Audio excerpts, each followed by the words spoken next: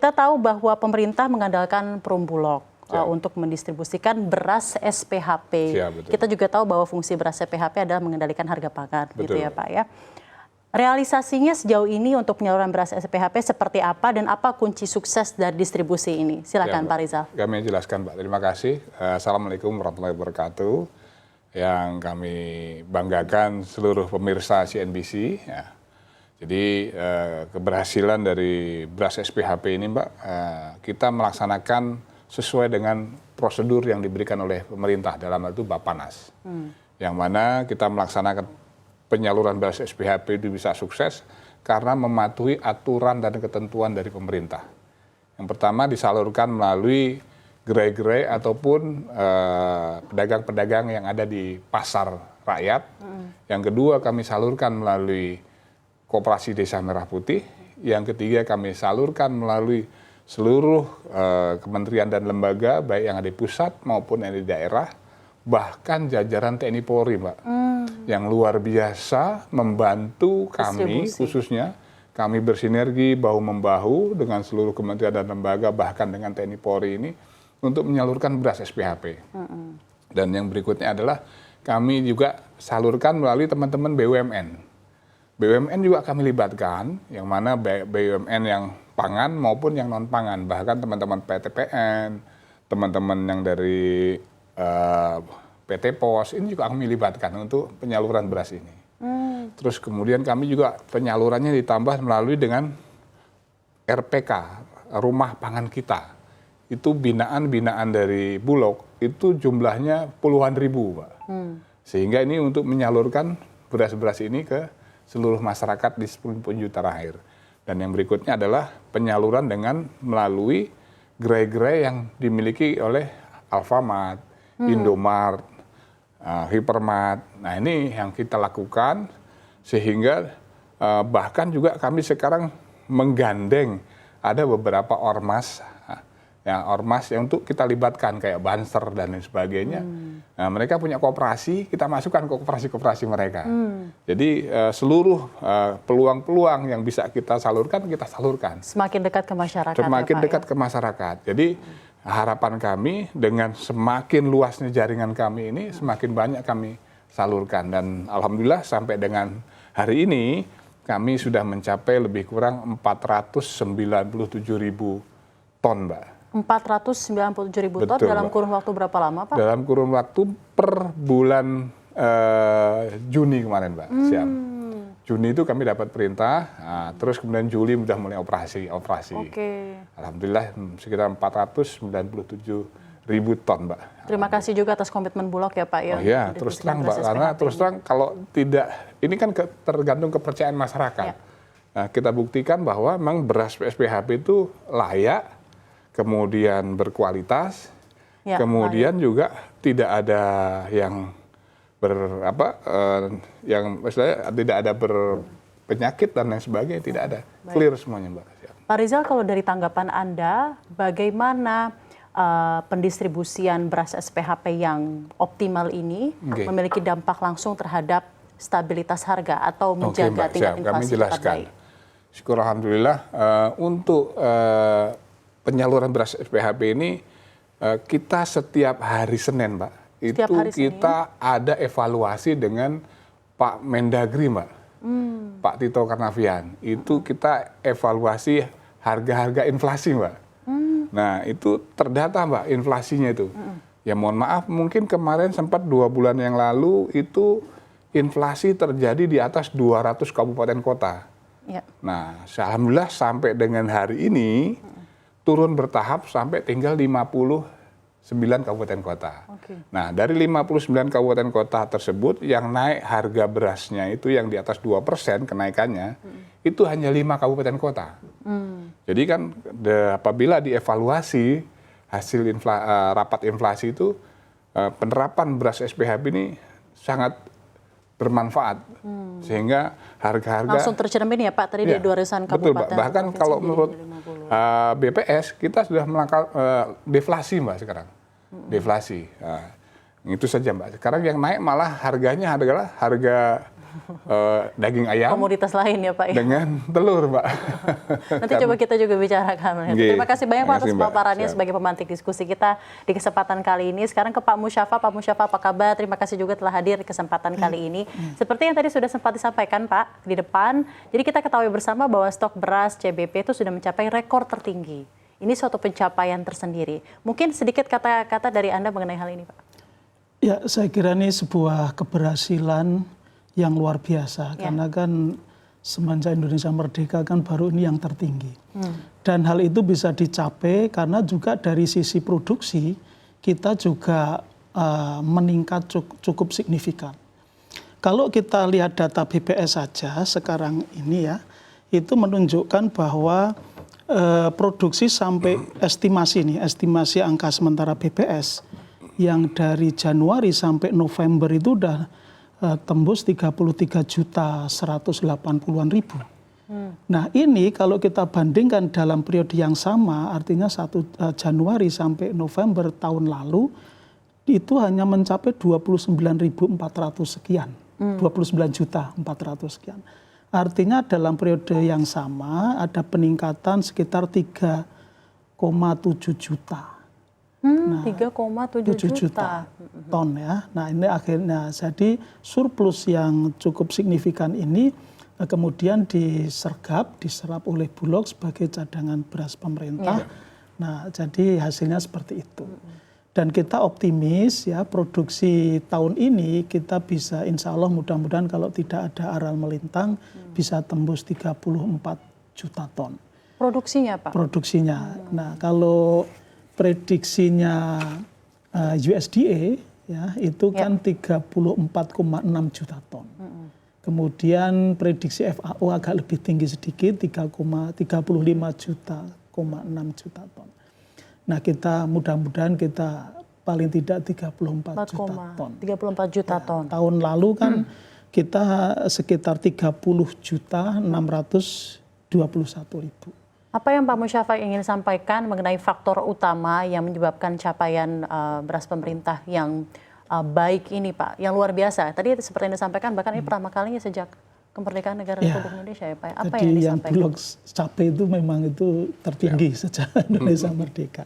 Jadi kalau dikaitkan produksi yang tadi meningkat insya Allah sampai akhir tahun 34 juta ton, karena memang kebijakan pemerintah ya Pak Menteri Pertanian dan ada arahan Pak Presiden, kita kan ada beberapa strategi. Ada cetak sawah, kemudian juga ada oplah. Nah cetak sawah itu tahun ini 225.000 hektar, tahun depan itu juga akan sekitar 300.000 hektar. Kemudian oplahnya tahun lalu kita sudah melakukan oplah itu 348.000 hektar. Nah, tahun ini juga kita naikkan 500.000 hektar, tahun depan juga. Kemudian juga yang tidak kalah penting pupuk. Pupuk itu naik ya dari 4, sekian juta ton itu kan sekarang 9,5 juta ton kenaikannya. Nah, kemudian dari sistem distribusi dibanding tahun sebelumnya dengan tahun sekarang itu juga dengan sekarang jauh lebih efisien karena jalurnya diperpendek, aturan-aturan yang dulu ada 145 regulasi kan juga sudah dilakukan pemangkasan ya, penyederhanaan. Kemudian juga penggunaan benih unggul itu juga saya kira sangat penting. Selain itu juga modernisasi pertanian dengan bantuan Alsin yang cukup masif. Kemudian ada dibentuk brigade pangan, ya itu 1.755 brigade pangan. Brigade pangan, ya, yang anggotanya setiap brigade itu 15 anak muda. Dia nanti di seluruh Indonesia Pak ini ya? Di seluruh Indonesia, terutama yang ada program oplah. Nah itu kemudian mereka ini bermitra dengan petani, setiap brigade itu ya kurang lebih bermitra dengan petani dengan luasan 200 hektar. Dan saya kira Bulog mengambil peran cukup strategis, karena apa? Karena dengan HPP 6.500, petani kan merasa harganya ini sangat menarik. Ya. Kompetitif ya Pak ya. Artinya dibanding sebelumnya. Dan ternyata dalam kenyataannya justru di beberapa daerah lebih tinggi dengan harga itu. Nah ini akhirnya memunculkan semangat petani untuk terus menanam. Jadi itu saya kira cukup. Terima kasih atas insight-nya Pak Musyafa. Saya kembali lagi ke Pak Rizal. Ya, Mbak. Pak Rizal, ya sesuai dengan cita-cita Presiden, kita tahu Bapak Presiden Prabowo Subianto itu sangat-sangat perhatian akan kesejahteraan petani. Betul, ya Pak ya, sedari dulu. Presiden tuh kan ingin agar program swasembada pangan itu juga berdampak pada kesejahteraan petani dan keluarganya, gitu ya Pak ya. Dan salah satunya tentunya tadi menerapkan HPP yang kompetitif, HPP yang menarik, HPP Gabah yang menarik. Selain NTP, ya Pak ya, faktornya itu indikator apa lagi yang jadi acuan dari Perum Bulog dalam mengukur perbaikan ekonomi dan kesejahteraan para petani? Oke, makasih Mbak. Saya jawab Mbak. Jadi Bulog itu sebagai off-taker dalam hal ini, off-takernya para petani, yang mana kita ketahui bersama Bapak Presiden telah menetapkan harga HPP tadi disampaikan oleh 6.500 tadi ya Pak. Beliau adalah 6.500 per kilogram dalam kondisi any quality Mbak. Any quality? Iya, pada saat itu. Sesuai dengan impres yang kami terima, itu ada perintahnya membeli beras petani dengan harga 6.500 per kilogram dalam kondisi any quality. Nah ini memberikan kabar gembira kepada para petani yang luar biasa. Yang dulunya harganya itu mohon maaf mungkin tidak sampai di 6.000 pun nggak sampai dulu nggak besar. Nah sekarang jadi 6.500 kan penambah yang cukup luar biasa. Betul Pak. Nah ini juga kami selaku Bulog juga kan selain menyerap juga mengolah dan menjual. Nah kondisi menjual ini kan kami juga menjaga harga seminimal mungkin. Jadi kami jaga harga petani juga setinggi-tingginya dengan harga 6.500 tersebut. Harga jual kami ke masyarakat juga harus bagus. Harus bagus dalam arti tidak boleh tinggi. Kalau bisa flat sesuai dengan HET.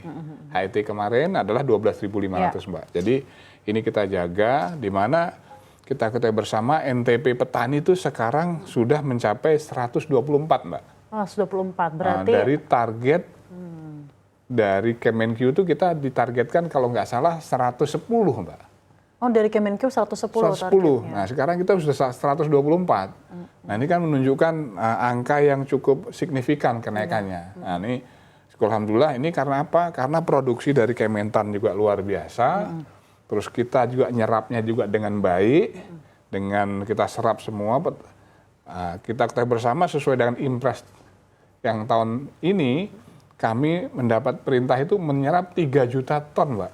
3 juta ton. Nah, siap. Dalam sejarah pun selama Indonesia merdeka baru kali ini juga nyerap gabah petani jadi beras menjadi 3 juta ton, Mbak. Jadi makanya tadi sampaikan oleh beliau bahwa stok kita tuh sampai bulan April tahun lalu itu, tahun ini, mohon maaf, itu adalah 4,2 juta ton. Itu yang tertinggi dalam sejarah. Nah ini kita jaga betul harga di petani juga supaya stabil 6.500 dan harga konsumen juga harga seminimal mungkin flat dengan harga HET 12.500. HET 12.500. Terima kasih Pak Rizal. Saya kembali kepada Pak Musyafa. Tadi mengenai HPP Gabah demi meningkatkan kesejahteraan petani padi, sudah jelas NTP sekarang di 124 Pak, dan itu rasio yang baik. Tapi kedepannya apa saja Pak kira-kira langkah dari Kementan untuk menjaga minat gitu ya para petani menanam padi, terutama untuk mendukung stok CBP kedepannya selalu Pak? Ya. Jadi memang menjaga minat petani ini yang pertama tadi sudah Bulog saya kira sudah menjalankan tugasnya dengan baik, dengan menyerap HPP 650 itu kan juga meningkatkan antusias petani untuk berusaha tani lah gitu ya, sehingga harapan kita ada peningkatan indeks pertanaman di yang 1 jadi 2, yang 2 jadi 3 gitu. Itu satu. Yang kedua, pemerintah juga memberikan insentif terhadap input yang diperlukan untuk budidaya padi, jadi ada bantuan benih, ya, kemudian juga ada subsidi pupuk, kemudian juga ada bantuan pestisida, herbisida, dan yang lain-lain. Selain itu juga bisa juga melalui KUR. Ya. Kan KUR ini melalui KUR ya? Jadi kredit usaha rakyat itu kan 6%. Kalau untuk KUR Alsintan itu 3%. Nah jadi dengan kebijakan-kebijakan ini harapan kita ya petani akan terus bersemangat. Di samping itu ada juga upaya kementerian lain, misalnya saja dari PU. Dari PU juga ada. Itu kan juga ada melakukan perbaikan irigasi ya. Dan itu tahun ini cukup signifikan. Totalnya itu bisa sampai 900.000 hektar. Ya, dia melakukan tahun ini 3 tahap. Dan itu inline dengan program OPLAH yang dilakukan oleh Kementerian Pertanian. Jadi ini kolaborasi Kementan PU termasuk Bulog dan yang lain itu cukup solid lah dalam rangka menjalankan tugas dari Bapak Presiden untuk swasembada pangan sesingkat-singkatnya. Keterlibatan seluruh stakeholder ya Pak ya. Jadi dari petani sampai Bulog, Kementan, tadi bahkan ada Kementerian PU ya Pak ya. Betul. Jadi saya kira itu kalau dipikul bareng-bareng saya kira itu jadi lebih ringan untuk capaian-capaian. Baik, terima kasih Pak Musyafa. Kalau kita kembali lagi kepada Pak Rizal dari Bulog, kalau dari sisi kinerja korporasi Bulog sendiri Pak, bagaimana distribusi beras SPHP ini juga mempengaruhi keuangan dan daya saing Bulog di pasar beras nasional? Mungkin sebagai informasi saja yang didistribusikan oleh Bulog itu ada SPHP dan juga beras komersial ya Pak ya? Betul. Mungkin bisa disampaikan kepada pemirsa. Baik, jadi terima kasih Mbak. Terkait dengan distribusi beras di Bulog ini kan ada beberapa Mbak. Yang pertama pendistribusian berasnya adalah beras bantuan pangan, Mbak. Oke, beras bantuan pangan. Bantuan pangan itu adalah bantuan yang diberikan kepada sekarang ini 18,2 juta penerima manfaat, Mbak. Nah, ini diberikan oleh Bapak Presiden, pemerintah kepada masyarakat yang terdata di dinas sosial. Ini bantuannya, ini sekarang mau masuk tahap kedua, Mbak. Yang tahap pertama kemarin bulan Juni-Juli itu sudah kami salurkan. Itu sudah mencapai 99,57%. Nah, tinggal yang di posisi di Pegunungan Bintang dan lain sebagainya yang di Papua yang belum sampai ini, Pak. Tinggal 0,37%. Alhamdulillah sudah hampir tersalurkan 100%. Nah, kemudian Banpang ini juga nanti akan ada lagi bantuan pangan untuk bulan Oktober dan November. Nah, kami rencanakan secepatnya, harapan kami di pertengahan bulan ini sudah kami salurkan. Dan Banpang ini yang sekarang, ini malah tambahan Mbak. Yang biasanya cuma beras per KK itu ataupun penerimaan manfaat itu per bulannya dapat 10 kilo. Nah, ini ada tambahan lagi, 10 kilo tiap bulannya ditambah 2 liter minyak goreng Mbak. Nah, jadi nanti dapat bonus lagi tambah 2 liter minyak goreng. Jadi kalau 2 bulan berarti 20 kg plus 4 liter minyak goreng. Nah, ini ada paketannya gitu paketannya ya, Mbak, siap. Nah, ini berkat dukungan dari Komisi 4 DPR RI yang menyarankan ada bantuan minyak goreng. Alhamdulillah ini memberikan manfaat dan semangat kepada masyarakat yang terdata di dinas sosial tersebut. Yang kedua, penyaluran beras SPHP. Beras SPHP kita bersama, tadi sudah kami jelaskan detail, bahwa beras ini juga sangat masif kami sebar dari Sabang sampai Merauke, bahkan sampai Miangas sampai Pulau Rote. Jadi memang beras ini beras yang berkualitas, ya. Buktinya sampai sekarang sudah 497.000 ton yang kami salurkan kepada masyarakat Pak ini Pak.